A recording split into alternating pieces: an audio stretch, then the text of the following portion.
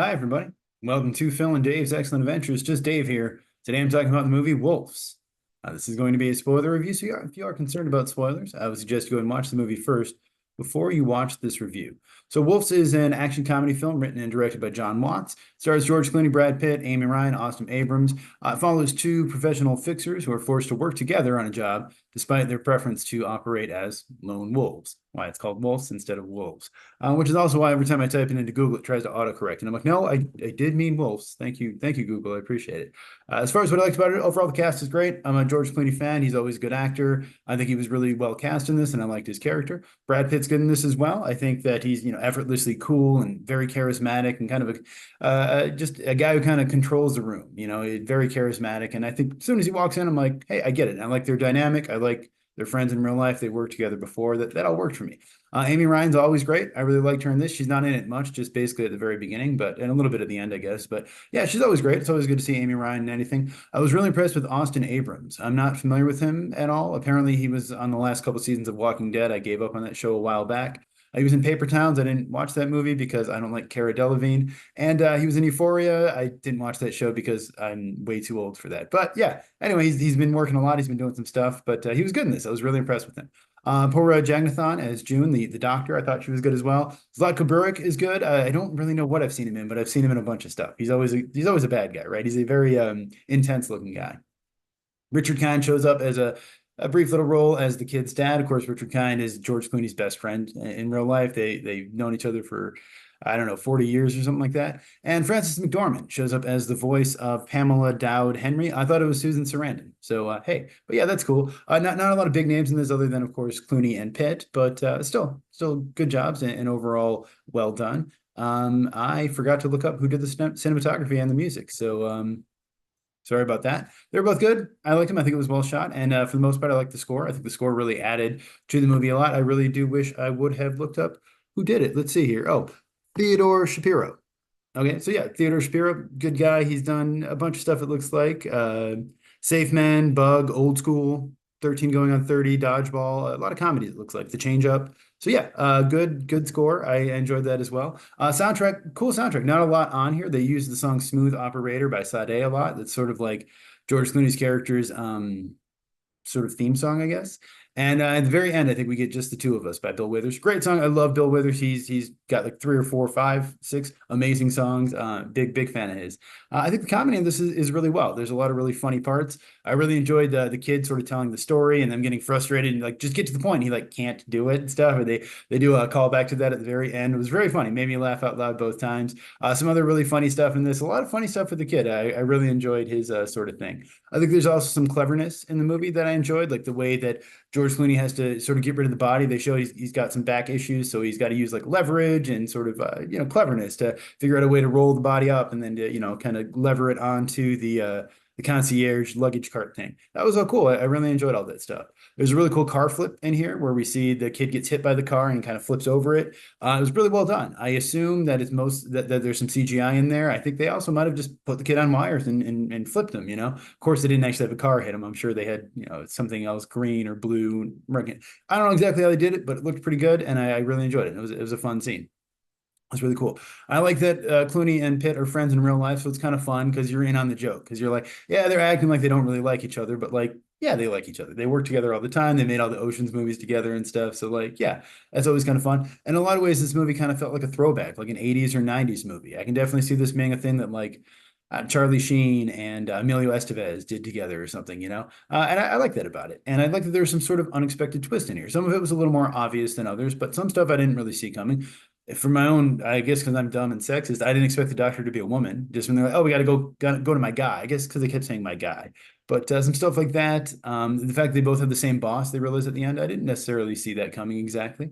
At the end where there's this sort of, again, spoilers here, it appears that maybe they're going to shoot the kid, and I was pretty sure they weren't going to shoot the kid, but then Brad Pitt does shoot, and I'm like, okay, well, he didn't shoot the kid, he must have shot somebody else. Did he shoot George Clooney? What's going on? And he shot the brick of cocaine, which then revealed there was a tracker in the cocaine, and I'm like, oh, okay. And I appreciate they didn't really tell you that until the very end. Like, there's a tracker, we missed it, that kind of stuff. And I like the ending. I like that, they let the kid live. I don't really understand why they had to go intimidate his dad. I guess they were worried the kid was going to talk to him or whatever. And you get Richard Kind in there, which, I'm sure he could use the work. But yeah, overall, I liked it. It was fun. It was kind of a throwaway, kind of silly little movie, and it was fun. It was enjoyable. I like George Clooney and Brad Pitt both, and it was fun to see them in a movie again. They haven't worked together in a while, so that was cool. As far as what I disliked about the movie, though, I feel like a lot of the stuff that I mentioned I really liked in this was in the trailer. Like I went to watch the trailer after I saw the movie, and like the whole thing with the luggage cart is in there, the car flip thing is in there, and I understand those are the good moments. You want to put them in the trailer, but I feel like in some ways I'm glad I didn't watch the trailer right before I watched the movie, or I would have pretty much seen most of the movie there, you know?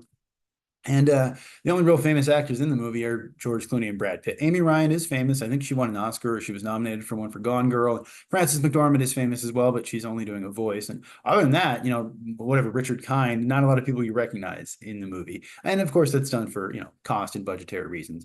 And I think partially because of that, it to me felt a little bit like a TV movie. Even though there's, like I said, some good CGI in here, some good stunts and some good effects, I think something about just the pared down nature of it and the sort of small cast just kind of made it feel like a made for TV kind of movie or something. And it was distributed by Apple Films, and I didn't realize that until I went to watch the movie. And I'm sitting there, and the movie starts, and it says Apple Films, and I'm like, wait a minute, is this one of those movies where it's streaming and in theaters at the same time? Because I could have just stayed home and watched this. And basically, the movie came out in theaters on the 20th and is going to be streaming on Apple TV Plus on the 27th. So if you already have Apple TV Plus, you can watch this on Friday. I wish I would have known that before I paid for a ticket, and I guess that's my fault. I should have looked it up. I should have known that beforehand. It's my obligation to be informed. But yeah, I just felt like a little bit like, well, damn, I don't know if I would have paid for that ticket if I would have known I could have watched it for free if I just waited, a week. And the movie's a little silly, I think, and it's an action comedy movie. It's supposed to be a little silly, but I think because of the silliness, it kind of makes the stakes not seem that high. Even though the stakes are pretty high, they could die. They have to maybe kill this kid, but the fact the movie is kind of goofy and silly just kind of makes it seem, and even like the gangsters don't really seem that, scary, because even the line where he's like, they're not wolves, they're bodies, or whatever he says, and I'm just like, all right, it's funny, but it also is just so silly. It didn't really make the danger seem that real to me. And the movie is a little cliche at times. I mean, it's a hitman movie. We've seen so many of these movies that you can only do so much.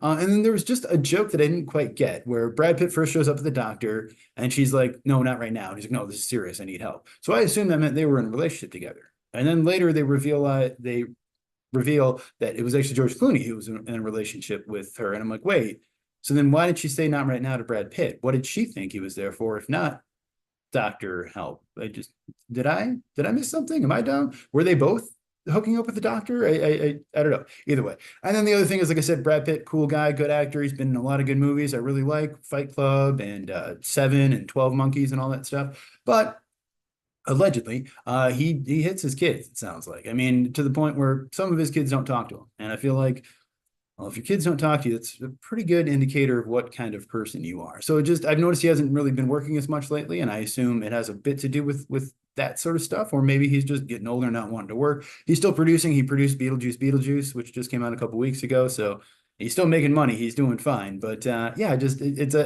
a little hard. The first thing I think I've seen him in since that sort of came out, and it was just like a little like, yeah, this guy's cool, but also he kind of sucks in real life. So it's like, damn, that's just unfortunate, so other than that, movie is directed by Jon Watts. He's mostly known for doing all the Spider-Man movies, the most recent ones, so Spider-Man Homecoming, Far From Home, and No Way Home. He also, I believe, wrote, or at least co-wrote, all of those, and then he also directed and wrote or co-wrote a couple movies called Cop Car and Clown. This is his first movie since Cop Car, I believe, that is not a Marvel movie. I will say I watched Cop Car. It's a fun movie. It's a couple kids find a cop car. Kevin Bacon's the cop in it. Really fun. I haven't seen Clown yet, but I've heard good things, and I've been meaning to get around to it. I have no idea what the budget is on this one. I've been able to calculate it may have been around 50 million. I'm not sure if that's accurate or not, because it's been disputed, and I don't know what the box office is on this one either. It was a limited release, so it didn't really make a lot of money. Rotten Tomatoes on this one, critics are at 72%. So most critics are seeming to like it, or at least find it okay. And there are not enough audience reviews yet for this one. Just like I think the last movie I reviewed, or the one before. Either way, so yeah, it needs at least 50 reviews, I think, to get an audience score. So I'm sure it'll eventually get one, but just yeah, not now. So other than that, Jon Watts left Fantastic Four: First Steps, which is coming out next year, to work on this movie. And I did notice as I was watching this, reminded me a bit of The Instigators, which is another Apple TV Plus movie that came out a couple weeks ago. It had Matt Damon and Casey Affleck in it. I reviewed that as well.